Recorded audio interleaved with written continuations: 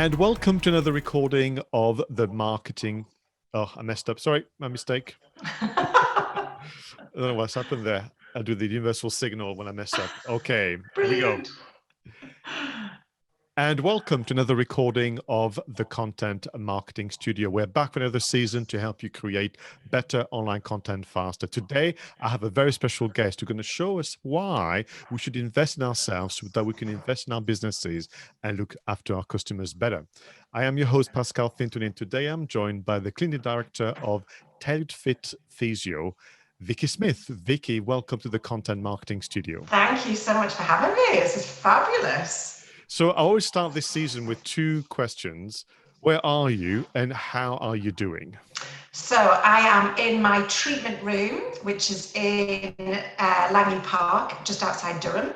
So this is part of an old renovated Baptist chapel. So we've got treatment rooms downstairs, and then we've got a lovely studio upstairs, which we run kind of Pilates and yoga. So that's where we are. And I am great, considering I've been at work since early hours this morning, and I've put in a few 12-hour days this week. I'm good. Thank you so much. So for our viewers and listeners, let me remind you that Vicky is obviously an expert in physiotherapy, health and wellness. She's obviously talking to us from the center that is a converted chapel in Langley Park. And there was a wonderful regular updates on social media. For memory, you opened the center in the summer 2018. It was, yeah, just over 2 years ago, yeah. Yeah, having launched the business in September 2014, so you kind of very much celebrated your 6th anniversary, but I'm sure you had different plans for this year in terms of celebration. Yes, well, normally we try and do, since we opened, we try and do an annual kind of get together, and we have an open event where people can have taster sessions and classes. Obviously that was off the cards this year, but we still like to shout about it on social media and celebrate the wins, no matter how small, right? You have to. I keep saying that to people. Can I ask about what you've done to adjust and adapt to your services currently? Oh, we've had a lovely, interesting, challenging time, as every business I'm sure you know has. So we closed our physical doors on March the 20th. And now it's a funny one because as a physio practice, we never actually were told we had to close, but at that time we just felt like it was the right thing to do. So we closed our business, and what we did was, I love the word pivot. We pivoted the business and we took all our Pilates online. So it was really weird the way it worked out. So we were having a new website built before the pandemic started. The week before the pandemic, when we kind of closed, we were doing we did an event, but we enabled to take all the Pilates classes online, which was amazing. So we had our income dropped by about 95%, which was considerable, but it allowed us to kind of keep ourselves in front of our clients and help them. We worked out really early on that our clients still needed us. They just needed to access us in a different way, really. That was the key. Yeah, absolutely. And are you actually just finishing the thinking process here? Are there going to be new things coming online, or even new project for next year? So at the moment we're keeping the Pilates online because that was always part of our business plan anyway. It just COVID kind of brought it forward by about 9-10 months. The things that we're really focusing on at the moment online is products. So we've got a huge range of Pilates and yoga equipment. We've expanded our range of kind of home fragrances, that type of thing. So the next thing that is on the agenda is clothing. So we are going more lateral. So it's great. And of course online you can access so many more people. Do you know, we can go global. There's no end to this. Whereas obviously when you run a service in an industry that's essentially face to face, there's always going to be a ceiling that you hit with that. So actually to think a bit more laterally and think where else we can take the business is quite exciting. So yeah, we've got our branded. So that was something we organised before lockdown, branded Pilates equipment. So that all arrived in our garage while we were still shut.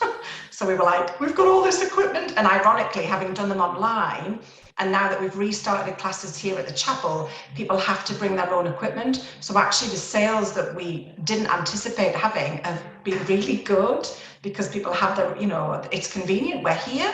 People are going, oh, right, yeah, I'll have a mat and I'll have a pillow. And so it's fab. It's working better than we anticipated, to be fair. So thank you for almost reminding of this important business lesson, which is sometime on face value something really quite tragic is happening, and it forces your kind of a reflection and mental process to come up with solutions Yes, sooner than you thought, or actually brand new completely. ones that you would never have come up with. Completely agree, completely. And I think it's the mindset thing. That's what I've realized. It was really interesting watching, I don't know whether you did this as well, observing people, not just in their business, but personally, what they were putting out on social media.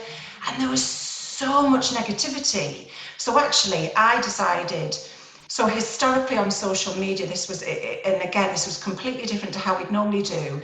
Every week on a Sunday, I used to have a Chapel Sunday post. So when we were renovating this, it would be like, what have the builders been doing? And it turned into, even when we opened, I still kept this Chapel Sunday post at about a highlight of the week. And what we started doing, as you may know, I've got 4 children. So I've got a 9-year-old, 10-year-old twins and a 13-year-old. So obviously in lockdown, we were all homeschooling. Lovely peachy number that. But we started doing family TikToks. So I've never really been on TikTok. I'm a 48-year-old woman. TikTok is for a much younger generation.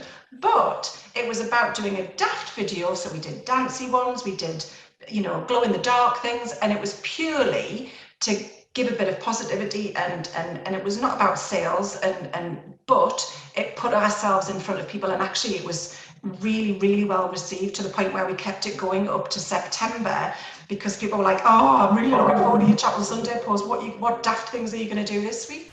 So, and the kids were more than happy to oblige, let me tell you. I bet.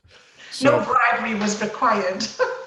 I mean, and I was thinking, you kids must think that you're the best mum ever to have your own merch. I'm told that's a word you have to use nowadays, by the way. Absolutely, absolutely. They love it. They love it. They've got their own branded T-shirts and, individual Ella, Chloe, Zach, Josh. They love it. No. Absolutely love it. Apart from, there was one time, because obviously when everything went online and we were in lockdown, I was doing my Pilates classes from our old treatment room at home. So I was live on Zoom teaching this Pilates class, and Josh, my youngest, walked in while I was lying there. Now, luckily, he never quite came into shot. So you can just see, I know at which point he came in. So we just locked eyes and he went, oh, and then reversed back out of the room. So there were some hilarious moments that some of our, clients were none the wiser for, but I found them jolly funny, jolly No, funny. absolutely. Lots of memories for the family. Absolutely. So, the reason you're here today is to essentially help us, remember the importance of looking after ourselves so that we can look after our businesses and clients better. You have a lovely statement on your LinkedIn profile, which is usually where I go and spy on people. You say, as part of the service that you provide, care without compromise. The thing is, though, Vicky, we as entrepreneurs and small business owners, we do compromise in our own care. We work hard, we work long hours. I would argue now we work longer hours Mm, uh, uh, because of working from home and the lack of traveling. I have to tell you, my back is in the right state at the moment because I've been sat too long. My absolutely. diet is slightly off track and so on. So I'm representing a large number of entrepreneurs out there who perhaps could do with being reminded about that, because ultimately my work, as you know, is about helping people build a brand, create better content Absolutely. faster, but harder to do if your energy, if your mindset, if well-being is not obviously being kind of Absolutely. refueled. Absolutely. And of course, I think what COVID has reminded everybody is the priorities, not just their personal priorities, but their business priorities. So I think the biggest thing to enable, I think, self-care is used an awful lot at the moment, isn't it? And I think there's an awful lot of guilt associated with self-care, which I think we need to absolutely get rid of. Self-care isn't being selfish, it's about keeping your cup filled so you can then provide a better service to your clients, to your family, to your friends. And it's this balance. And I know a lot of us as business owners have got that balance completely skewed. But what I try and say to people, and I say to my clients, is it's what we've got to get much better at doing is tuning into our bodies and what our bodies are telling us. So we think we know, we are in our heads all the time, aren't we? From the moment we wake up, we think we know the answers to what our body needs. And what tends to happen is we overrule the subtlety, the subtle cues. So I'll often say to clients, our bodies come to us in whispers. And if we ignore those whispers, it'll scream.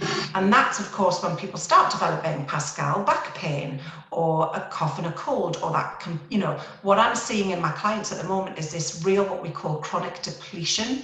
So it's where, the cup has been emptied so much that there's nothing left in the tank. And of course, we are human beings, so we are supposed to go through periods of depletion and then pick up and become more resilient. And then, something else happens in our life or in our business and we deplete again. But what's happening, and I'm seeing in more and more, is this real, what we call chronically depleted state.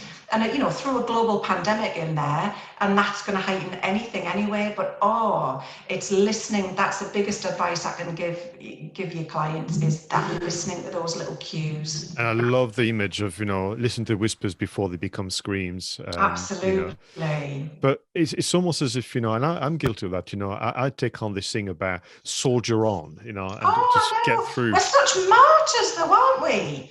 What's that about? And do you know what it is though? That's often from our parents and our grandparents. This is not our own stuff we're dealing with here. This is generations and generations and generations. And that's, take a little bit of blame off ourselves, I think. Because this is a long way this goes back.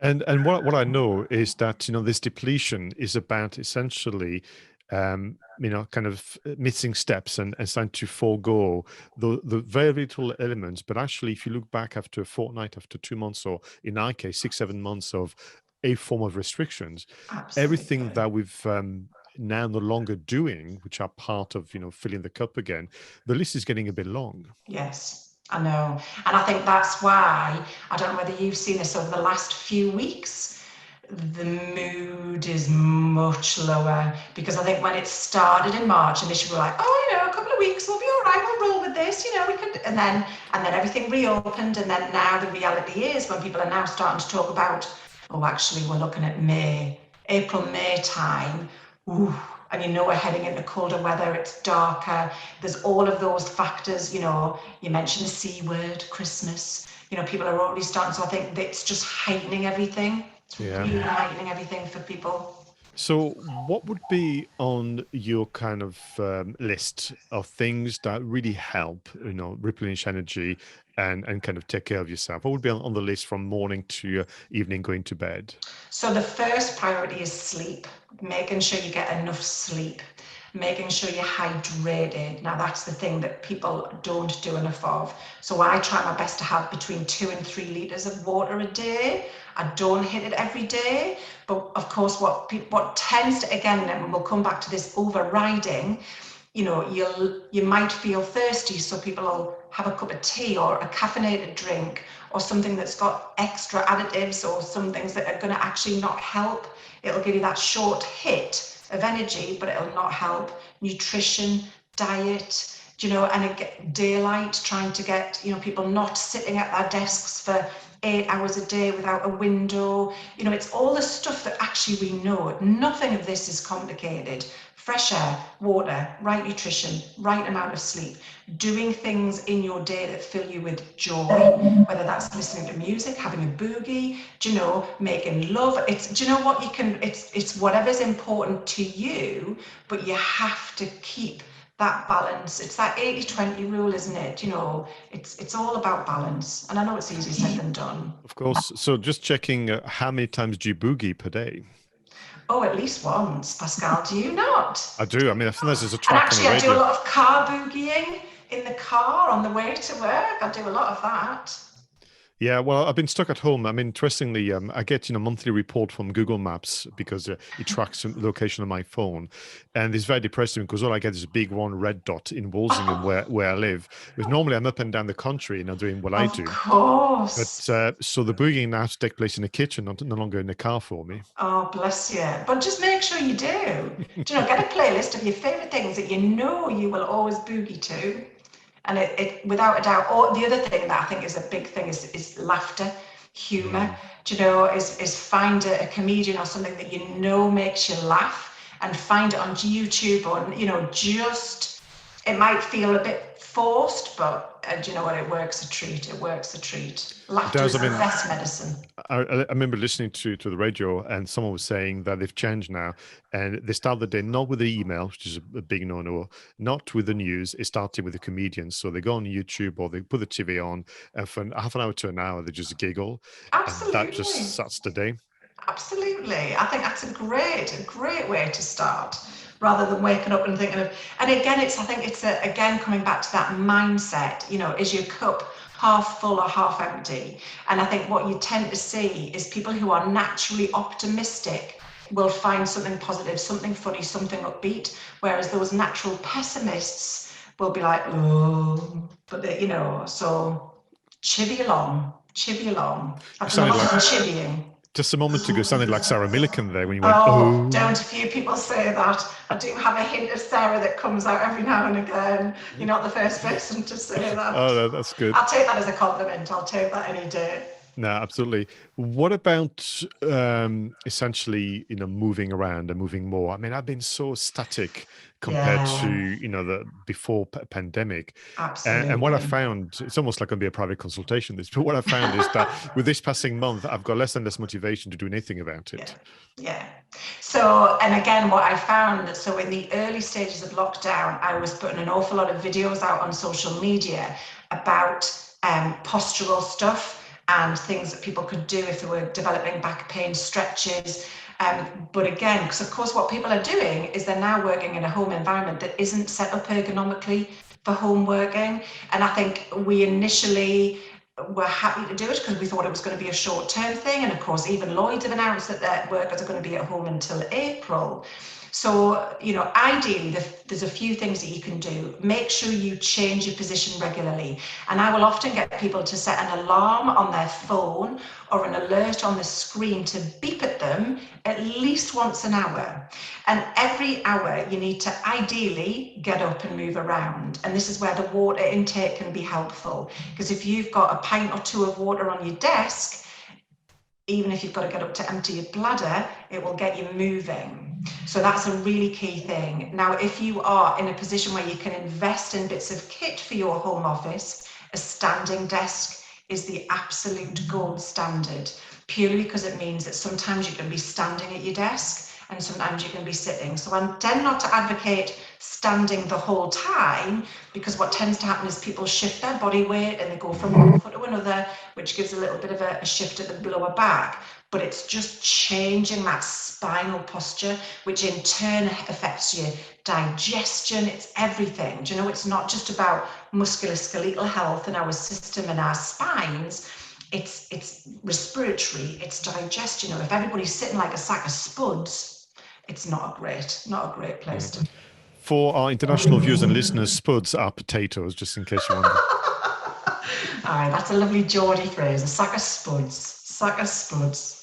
So, Love but it. but but you're right, and then there's this thing about, obviously now I don't have to allocate time for traveling, Mm-hmm. where I would be up and about, going to the venue, up and down the training venue, where it Yeah, might be. yeah. And what has happened instead is, I'm just working longer hours, and the whole thing is just gone I a know, little just it's off track completely. fuse. I know. And I guess for you, I mean, it's different for me because I've got a Mm, real structure to my day because it's client based and we're open and we're back yeah. running. I think for you, you'd almost make yourself more work to a diary and say, do you know what, at 5 o'clock or 6 o'clock, I'm going to shut the door to the office and I'm going to leave it. The problem is we've all got these bad boys, so we're constantly available. So, and I need to try and leave my phone in the kitchen when we go and chill out on a night, and I don't, and I'm checking messages and LinkedIn, and I think that's where it's not helpful, because we make ourselves accessible all Mm. the time, which is not healthy, but people expect a response instantly as well, of course, so that, that doesn't help us either. So we've explored, laughing and boogieing, of course. We've explored sleep, hydration with real water and whatever people think is just liquid. Daylight is going to become a bit of a challenge, It particularly in our is, it part of the is. world. Absolutely. And of course, The interesting thing with daylight and the SAD syndrome, which a lot of clients, it's a true thing, so that's seasonal affective disorder. So you can get daylight lights that gradually come on in the morning to wake you up, which are supposed to mimic sunrise. You can actually get light therapy lights. So, you know, there's lots of stuff on the market and out there that if people feel like the daylight, there's an awful lot of my clients that really feel their mood drops anyway as they head into autumn, winter. Some people are just like, oh, I'm fine. But I think for those that really feel or that resonates, it's worth exploring products out there that might be able to help, definitely. And in a way, listening to you, you're just making me think that it's all about self-awareness. Forget the others, whether or not they're doing better than you. So yes, some people will not be affected by, the Yeah, reduction in daylight and so on. Just think about yourself for a moment and absolutely. find simple strategies and things that, essentially work for you. Absolutely. Yeah, and that's it though, isn't it? It's stopping worrying about everybody else. Just go within, tune in with what you need right now and try and act on that, but don't set yourself up for failure. So it's a bit like not thinking about your New Year's resolutions. Don't give a list of 10 things. There's no point saying, oh, I need to drink 2 litres of water a day and I need to sleep 8 hours. And you're setting yourself up for failure. So choose one thing that potentially is the easiest thing to change or the thing that resonates with you the most and action that first. It's those little things very quickly accumulate to something quite significant. Do you want to go back to sleep, if you don't mind? I'm aware, but I don't know it well enough, that people recommend almost a ritual or just something that gets Yeah, into, sleeping mode, literally. absolutely. Do you have those in mind as well? Yeah, I mean, again, from personal experience, we don't have devices, tellies, there's nothing electronic in the bedroom because I think it needs to be a space that your brain knows is associated with sleep and with calm. And I think the problem nowadays is a lot of people are on the phones or the devices until they turn off the light.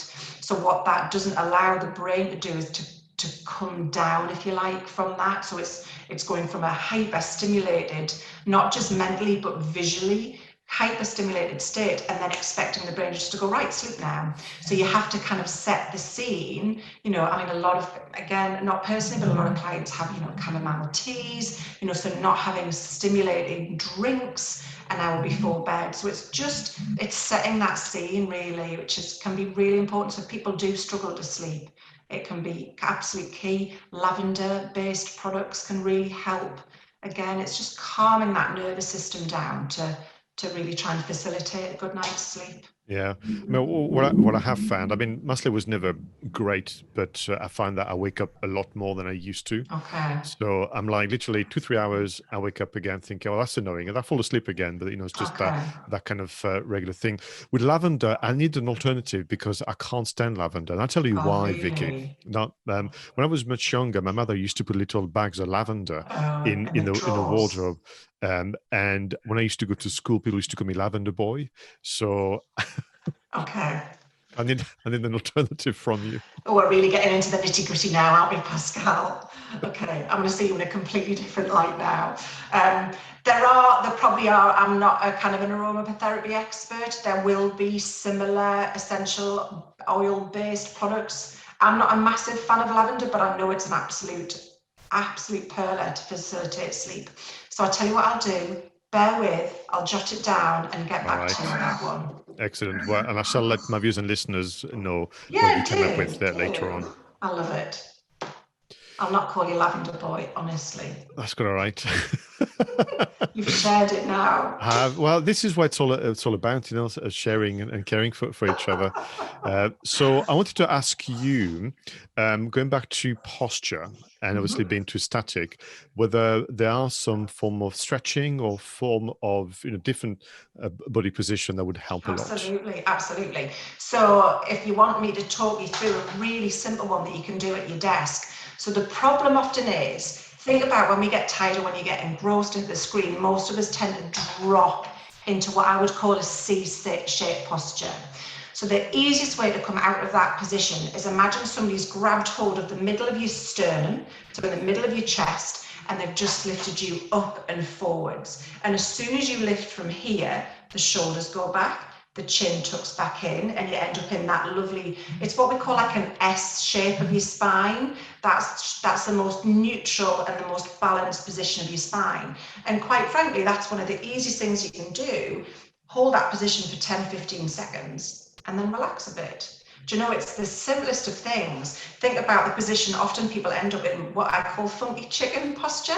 So in other words, they kind of drop, you know, you get a bit engrossed and the chin comes further and further forwards. So think about just bringing that so the eyes stay on the same level, but you're just doing a little chin tuck. So you're just bringing everything back into that better. It's all about alignment and posture and control. Of course, nothing will be better than getting up and moving, but often again, just little rotations, just moving the spine, you know, little twists in that part of your spine. It's just moving, getting things moving, blood supply going, you know, for the legs, lifting the heels up while you're sitting, gets the calf muscle pumping. So it's just all about kind of stopping the whole system being sluggish and getting things moving. No, thank you very much. I really appreciate, you know, all that. Again, things that I used to know, I've known, but I've given up on and so on. So it's just, Absolutely. so then I want to talk about motivation and mindset. So is it pretty much as simple as giving yourself a good talking to and thinking, you know, what would Vicky say if you could see me like that? Yeah, do you know what? And I think that has to come from within. It could either just be like, okay, what's your why? Why do you want to feel a little bit better energy? What motivates you? Is it your family? Is it balance? Is it because your tummy's hanging over your trousers? Do you know, it's whatever is the trigger to kind of try and just shift that slight mindset. Or do you need somebody to kick you up the derriere and go, how Good many, word. do you know? Well, it's a bit more polite than what I would have probably said. But it's just, can you gather enough of that from within? And if not, where do you need that to come from? Do you know, it's a tricky one. And, you know, yeah, throw a global pandemic in, heading towards autumn and winter in the UK, it is going to be challenging. Yeah. And I think it's recognizing that, recognizing, you know, what works for you. Would you say sharing and talking with others, and I mean real talking, not just the occasional text or, you know, No, quick gif absolutely. on Messenger?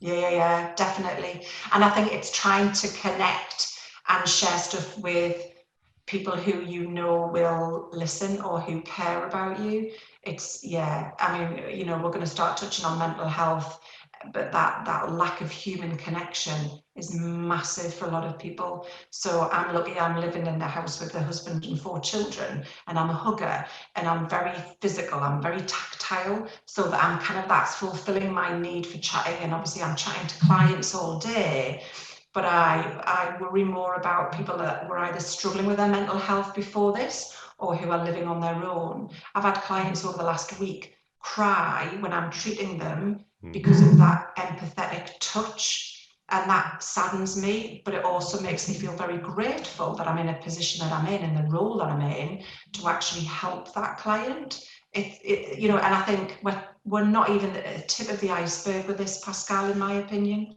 We're not seeing the staggering scale of this for people yet. Yeah, and that's why we look after ourselves so we can look after Absolutely, others. You know, it's really absolutely. important. Let me use that then as a link, a bit of a segue into your services. So, what you described, was it physiotherapy as such, or was it It was something else? craniosacral therapy that, Yeah, so, you know, that's my specialty, if you like, which is, you know, I class myself, I'm proud of being a physio, but I describe myself as a physio in a cloak, because probably about 70-80% of my clients I treat with craniosacral. So it's a really gentle it's still hands-on, but it treats the whole person. So it's much more holistic. So I treat everything from babies with colic and reflux, adults with chronic pain, migraines, headaches, back pain, PTSD, anxiety, depression. So it's a bit more, you know, I look at, don't get me wrong, physio is awesome for a lot of clients, but it's quite two-dimensional in its approach. You know, it's about, well, your back is stiff, I will move it. So you're very much a passive recipient when you have a treatment like physio, whereas craniosacral is led by the client and the client's tissue. So it's quite different. hmm So Mark, who is my husband, who works with me, we do that, but yeah, we've got a whole host.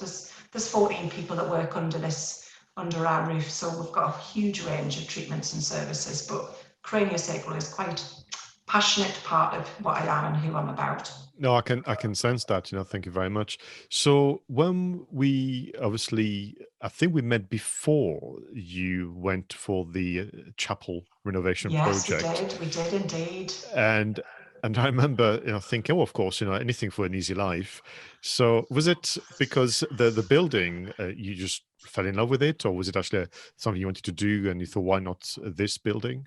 Yeah, it was really, it's that idea of synchronicity where everything just slots into place. So we knew we wanted to purchase a building. We didn't want to rent somewhere. So I'd worked from home for a couple of years, and it just basically, having worked for a big private physio company for 16 years and been paying into a private pension, one of my clients said one day, "Do you know you can buy commercial property with your pension?"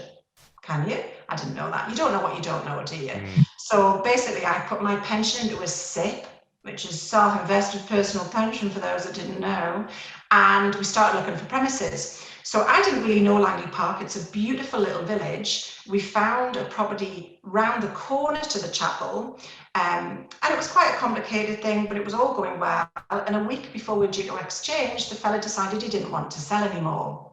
Cute, very disappointed Vicky. But then a week later, this place came on the market, and we came and had a look at it, and it was just an empty shell. The pews and stuff were already out, but it was just magical. And it was, I often describe it, we knew we didn't want an empty box. You know how you get a lot of industrial type square boxes? We didn't want that. We wanted somewhere with heart and soul and grit. And it absolutely ticked the boxes. And I think because of the types of treatments and services we offer, it just, it's magical. You shall have to come and visit because it's absolutely beautiful. I know I'm Oh, biased. no, but we've been threatening to do so, and Yeah. so let's talk about then from that point on. How many of you were there, and obviously 6 years later in business journey, did you say there's Yeah. 14 of you now There's together? 14. But Mm. it's really weird. So initially, pre-lockdown, we employed 3 receptionists. And Mark and I were kind of directors. We've just gone limited this year, so that was quite new for us. And everybody else, so in February, there was 24 people here. So the remainder were either fee sharing, so, or people rented the room space. And the weird thing that happened after lockdown is quite a lot of people left. So some of what I would have considered our key team members left, various different reasons. Again, global pandemic tends to heighten the senses of where people want to do and whether, which is fine. So we've actually now got a much smaller team, quite a different team members, but ironically, with probably half the number of people now, we are busier and more productive than we've ever been. So it's actually really helped my kind of mindset in where the business is going. We're focusing on things that were always the most popular or that generated the most income for us. That's where we're putting the focus in, not on all the. And it made me realize, I was speaking to a really good friend of mine the other day, that actually before lockdown, I was like, yeah, they've got 24 people working in my chapel. And a lot of that was actually about ego, which I hadn't recognized until that was all stripped back. And it just gave me an opportunity to go, do you know what's really important for the business? So it's really interesting, giving us a Mm. completely different insight.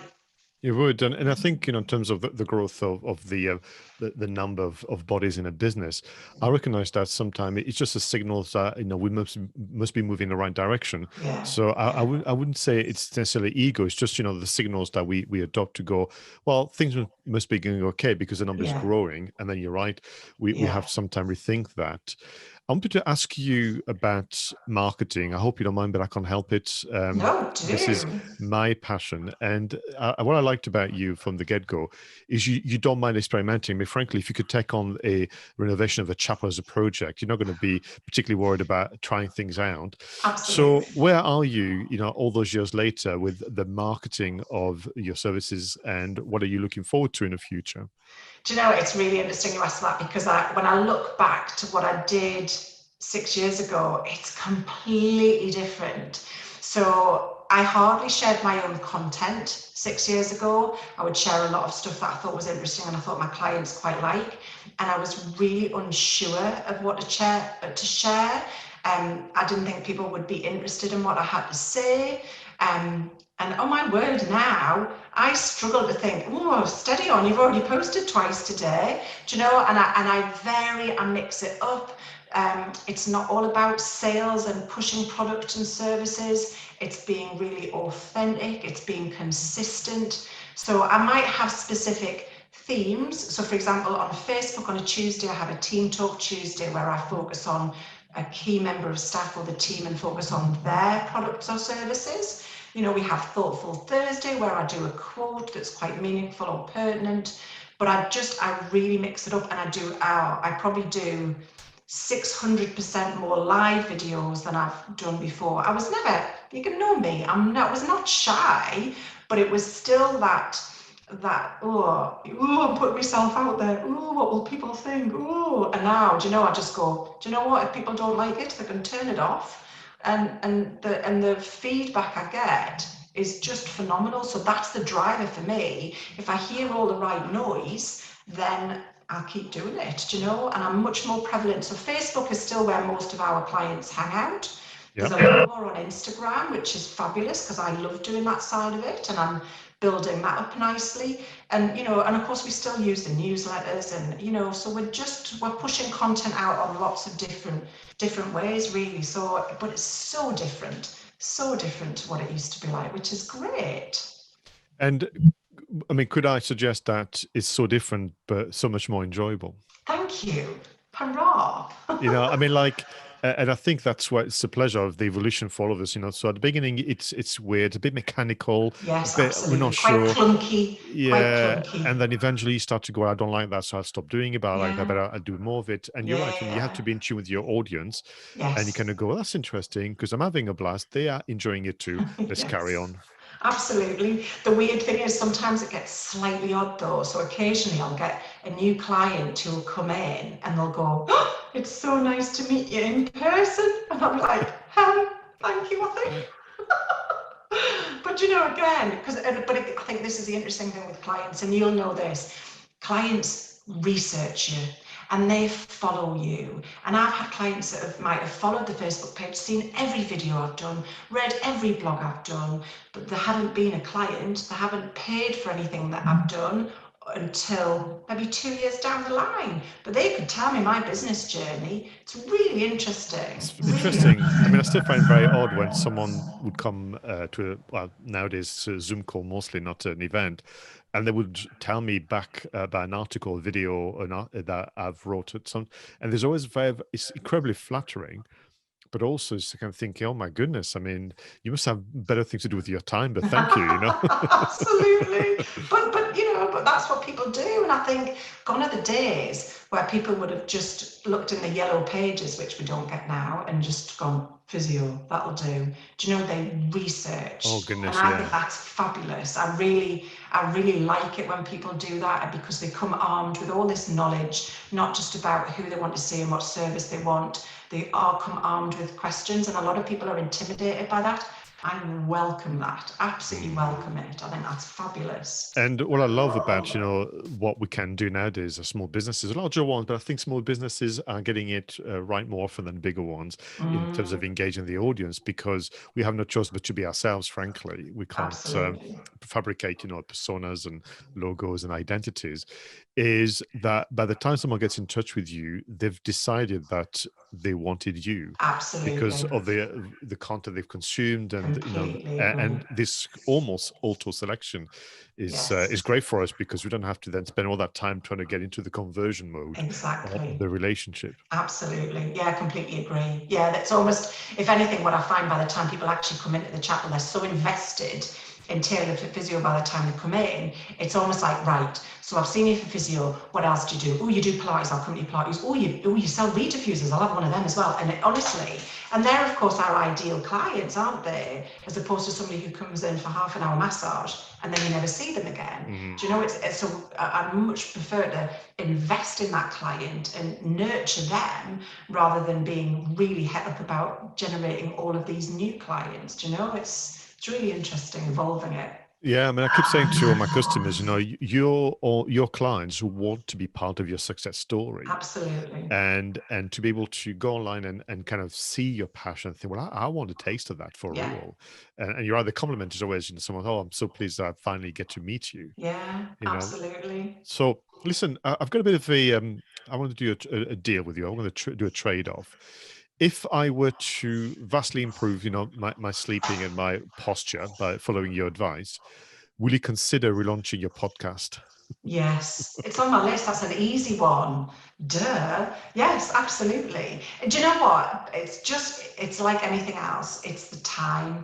And Mm. I've actually got, we pushed it out and then for me, it's not, I could sit and waffle on, but it was the techie side, Pascal. So, you stick me in front of a mic, I'll be quite happy to just chatter away. But it was the time it was taking me, and I need to outsource that. And I'm even one ahead, and I've even found somebody who could do that for us, but I'm Wow. still, yeah. When we first went into lockdown, I was like, we'll be able to record 10 podcasts, I'll do a blog a month. But we hadn't factored in that there was 4 children at home who needed homeschooling as well. So yes, podcast, yes. Absolutely. Well, thank you. Let me know when it's out, and then we'll give it some shout outs on the Awesome. series here.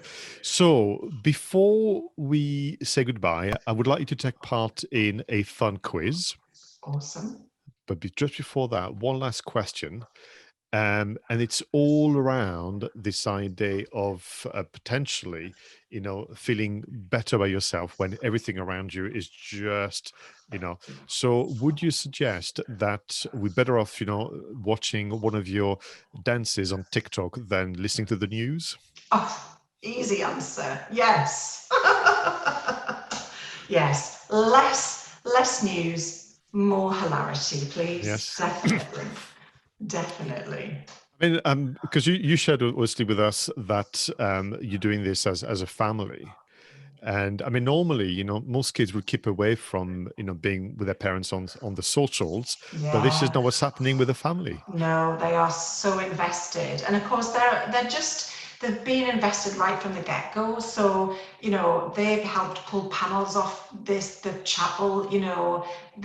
The kids are massively, and we're hopefully teaching them some of the key values about working hard. And although I'll tell you a funny story, so because this is an old Baptist chapel, it's got an old baptistry pool underneath it. So obviously in the Baptist church they did full submersion baptisms. So that was in the middle of the chapel floor, and we thought about trying to incorporate it, but it wasn't going to work. So instead we put a little memory box underneath where the pool was, and we thought it was a lovely thing that we put like treatment cards. We wrote a letter to say what we were doing with the building, and the kids all put drawings. It was lovely. It was a lovely special moment. And as we were putting it into the floor, I said, how exciting it would be if in 100 years' time somebody digs this up and they discover what we were doing with the building. And Josh, who was then only about 5, went, will you be dead then? And I was like, in 100 years? Yeah, probably. He went, but I don't want you to die, and I don't want me to die. And I was like, okay, how about if we maybe take it up if you ever go to university? And he went, yeah, okay. I was like, yeah, we have reminded him a few times as he's got a bit older. But yeah, Yeah. they're a big part of it. Big Ah, part of super. us. So lovely to hear. Well, listen, let's move on to the quiz. This is how I close this season. So let me begin with question number 1. If you could have a Zoom call with a famous person, perhaps from the world of business, entertainment, or science, who would that be? Oh, do you know, my gut instinct straight away said Brené Brown, And why, may I ask? because she is just inspirational to listen to, and she talks about subjects that people normally would shy away for. So vulnerability, shame. She's Hmm. fabulous, really interesting lady. Super. Well, it can't just be about work all the time. So let's organize your own online private concert. Ooh. Who would be playing for you in the family? Which band or artist will play for you and the family, perhaps on Facebook Live? Oh, now then. That's a really good question, because actually my taste is quite eclectic, and I'm going to it would be some reggae or soca kind of, which you might not have Mm. expected, but yeah. If he was still around, it would have been Bob Marley and the Wailers. Oh, wow. Yeah, absolutely. Excellent. Well, let's get some food organized. So what food you order to go with enjoying your concert? Oh, it would have to probably be steak. I'm not a vegan girl. That's quite all right. If you could have your own radio show, what would you talk about and who would be your co-host? Oh, I would talk about motherhood because Right. it's just a graft. And who would be my co-host? Probably my hubby Mark. Poor, long-suffering, quiet husband. Yes, it would have to be my hubby. Excellent. And finally, when this is behind us and we can all move and travel more freely, where would you like to go with the family? Well, we had a holiday booked to Turkey, and ironically, we have never been abroad as a family. Oh, So we were really? supposed to, yeah, it's just, you know what? I think it's because my dad's got a cottage up in Scotland. So we've always gravitated to Scotland, and we were like, let's go abroad. It was a massive decision. We booked something through Thomas Cook, then Thomas Cook went bust. So we rebooked it and then it's cancelled. So we were destined not to go abroad. Yeah. Hopefully So next year. where about in But Turkey? it was Antalya. Yeah. So, but you know, if I could go anywhere, I did lots of traveling in BC before children. So it would be probably the Caribbean. Oh, excellent. Well, listen, thank you so much, for taking Thank you. part in the Thanks for Content having Marketing me. Studio and helping us out to this Invest in Yourself mini-series. For Thank others and you. listeners, if they have more questions, like to know more about Tailored Fit Clinic and, of course, you and the team, where can they go on the interweb to know more? So our website is www.tailoredfitphysio.co.uk. So tailored is TAYL. And then Facebook, Instagram, Twitter, LinkedIn, all of your normal platforms. And the occasional dance on TikTok. Absolutely. It's all there. It's all out there now. I'm not taking it off. Thank you so much. And to your viewers and listeners, thank you for your support. Please leave suggestions, feedback, and comments in the usual places. Until the next one, make sure you take care of yourself so you can take care of others. Bye for now.